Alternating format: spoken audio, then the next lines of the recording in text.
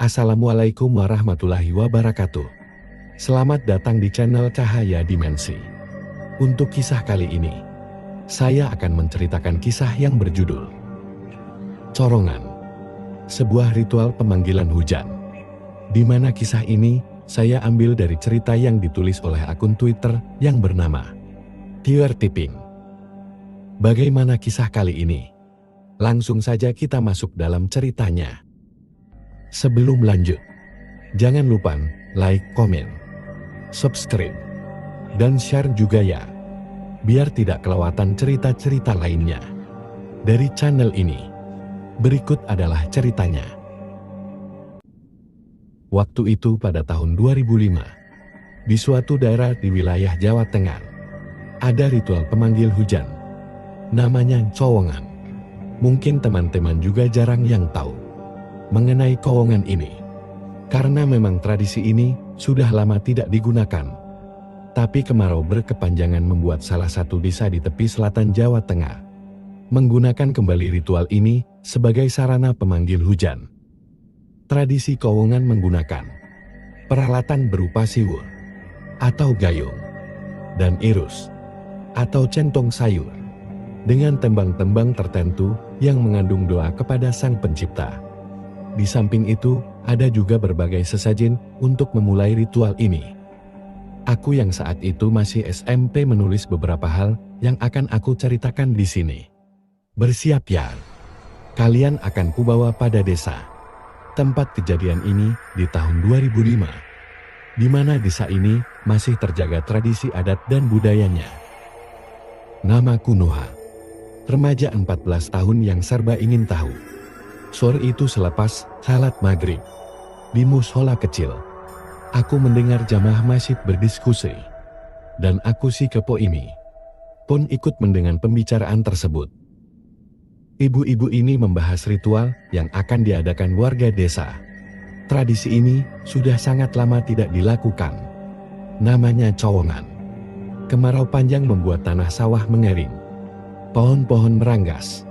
Sumur warga hanya cukup untuk kebutuhan sehari-hari. Bahkan beberapa sumur sudah kering. Warga tak mau kehilangan kesempatan panen pada tahun ini. Karenanya sawah tada hujan ini harus ditanami. Dari obrolan yang kudengar, hanya beberapa warga yang menyetujui rencana ritual ini. Di antaranya ada yang menolak halus. Bahkan ada yang secara gamblang mengatakan bahwa itu syirik dan musyrik. Percaya pada selain Tuhan, ujar beberapa warga. Sepulang dari mushola, aku mendekati Bapak dan bertanya mengenai kejelasan Cowongan ini. Bapak menjelaskan bahwa ini ritual tradisi kesenian untuk memanggil hujan. Bapak bercerita pula latar belakang mengapa warga berencana melakukan ritual ini. Seperti yang kuceritakan di atas. Dalam bayanganku, Cowongan ini tak ada bedanya dengan Jailangkung. Karena Jailangkung lebih dikenal masyarakat. Tapi Bapak menjelaskan bahwa hal ini mirip. Karena menggunakan media yang sama. Banyak orang tidak paham perbedaannya. Bahkan di tempat Cowongan berasal. Cowongan juga dikatai musyrik karena mengundang setan. Menurut kepercayaan masyarakat, permintaan datangnya hujan melalui Cowongan dilakukan dengan bantuan bidadari. Namanya Dewi Sri, yang merupakan Dewi Pade, lambang kemakmuran dan kesejahteraan. Bapak bilang, malam ini warga akan kumpulan untuk membahas rencana ini. Bapak pergi pukul 8 malam. Biasanya akan kembali jam 10. Pasti aku sudah tertidur. Tak sabar rasanya mendengar cerita Bapak besok pagi. Keesokan paginya Bapak bercerita bahwa memulai ritual Cowongan ini membutuhkan sesaji berupa kepala kambing. Jadi warga diminta iuran untuk membeli 1 ekor kambing. Tentu hal ini menimbulkan pro kontra. Karena beberapa warga tidak berkenan iuran. Karena menganggap ini ritual sesat. Anehnya ritual ini didukung pemerintah desa setempat. Bahkan kegiatan ini diumumkan melalui pengeras suara.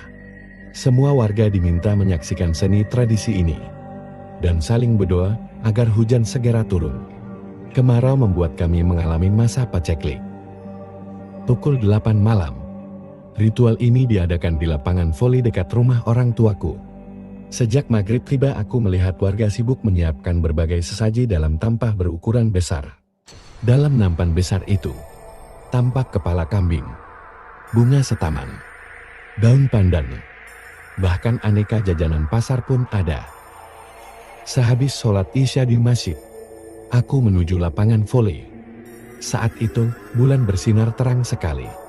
Langit bersih tanpa awan. Khas suasana langit di musim kemarau. Setiba aku di lapangan, nampaklah primadona di acara ini, yaitu si boneka Cowongan. Penampakannya kurus, singur batok kelapa. Badannya adalah kurungan ayam model jadul. Dan boneka ini berbaju kaos hijau. Pertama kali melihatnya, aku merinding. Ternyata Cowongan ini mirip sekali dengan Jai Langkung dalam sinetron yang ada di TV. Tapi perasaan ngeri itu ku tepis. Walaupun juga sulit hilang.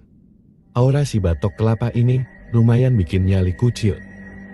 Aku bersama Indah, anak tetangga yang seumuran denganku, berjalan mendekat ke tempat sesaji.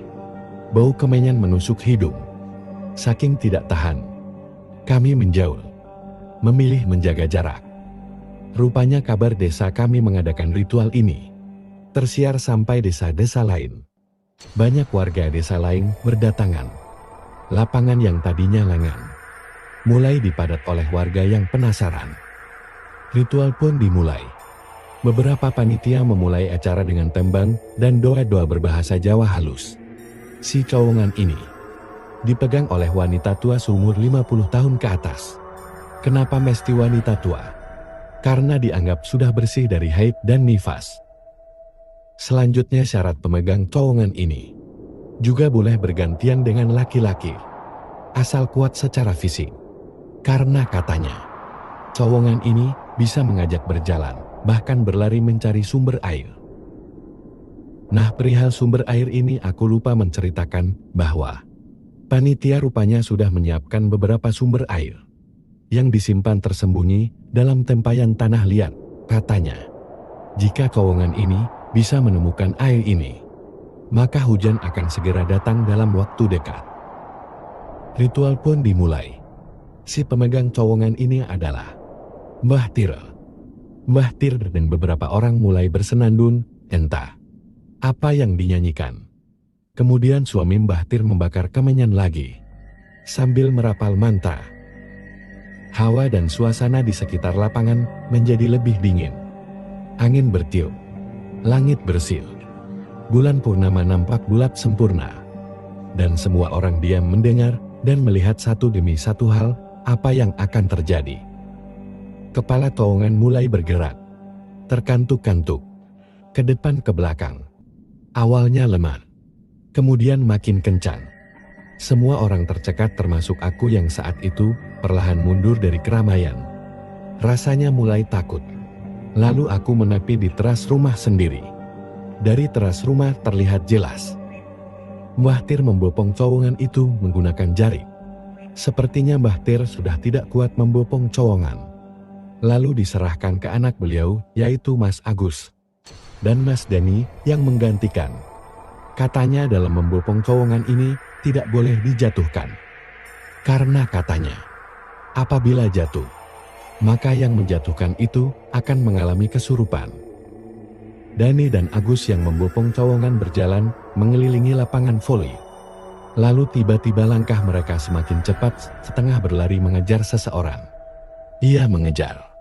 Konon katanya, jika ada yang punya ilmu dan mendekati Cowongan untuk niat jahat, si Cowongan akan mengejar. Apa orang yang dikejar? Apakah punya ilmu dan berniat jahat? Entahlah. Yang pasti setelah dikejar orang itu lari tunggang langgang. Cowongan yang dibopong tadi berjalan cepat dan diikuti oleh beberapa orang. Sebagian masih sambil menyanyikan temban. Sebagian membawa dupa kemenyan sambil berjalan. Aku yang serba penasaran ini malah jadi takut dan menciut di balik lengan Indah. Aku merasa pemandangan ini sangat aneh. Horor yang sesungguhnya. Pukul 22 Terowongan kembali ke lapangan voli. Dan ritual selesai untuk malam ini. Besok lagi, iya. Menurut cerita dari Mas Agus, Terowongan malam ini berhasil menemukan sumber air dalam tempayan yang disembunyikan dekat kebun jati komplek pemakaman. Artinya, kemungkinan hujan akan turun dalam waktu dekat. Mbah Tir bilang, besok masih akan diadakan ritual lagi. Sampai hari ke-7. Maka terowongan ini akan disimpan di halaman rumah Mbah Tir. Katanya terowongan ini, bagaimanapun, adalah perantara gaib. Tidak boleh dibawa masuk ke dalam rumah. Jadilah si terowongan ini digantung Mbah Tir di teras rumahnya, yang berhadapan dengan rumah orang tuaku. Alamak. Jadi aku harus selalu tutup pintu dan jendela rapat-rapat, supaya malam ini tak melihat si terowongan yang menghadap jendela kamarku. Singkatnya, 7 hari berturut-turut ritual ini diadakan di desa kami. Sempat ada wartawan lokal yang datang untuk meliput. Bahkan ada juga mahasiswa yang membuat skripsi yang mengambil judul mengenai terowongan ini. Rupanya, terowongan ini bukan ritual magis semata, tapi lebih kepada sudut pandang seni. Sama halnya dengan kesenian jaranan, reak maupun kesenian lain yang syarat dengan makna. Akhirnya selesai sudah ritual ini diadakan selama 7 malam berturut-turut. Tepat pada hari ke-8, tiba-tiba turun hujan, yang diawali dengan mendung sepanjang hari. Entah karena terowongan, atau memang sudah waktunya turun hujan. Kami tetap mensyukuri apa yang telah terjadi. Bersyukur untuk berkat dan rahmat Tuhan berupa air hujan. Ada hal yang belum sempat kuceritakan semuanya di sini. Karena bagaimanapun terowongan ini bukan hanya tradisi magis, tapi juga bagian dari seni, budaya, dan warisan leluhur. Walaupun sejak tahun 2005 hingga kini, tidak ada lagi menggunakan terowongan sebagai pemanggil hujan. Cerita ini pun selesai. Mohon maaf aku tidak bisa sebutkan nama daerah secara detail. Teman-teman pasti bisa menebak. Mohon maaf jika ada pihak yang kurang berkenan. Mudah-mudahan cerita singkat ini bisa diterima. Terima kasih. Sehat selalu. Assalamualaikum warahmatullahi wabarakatuh.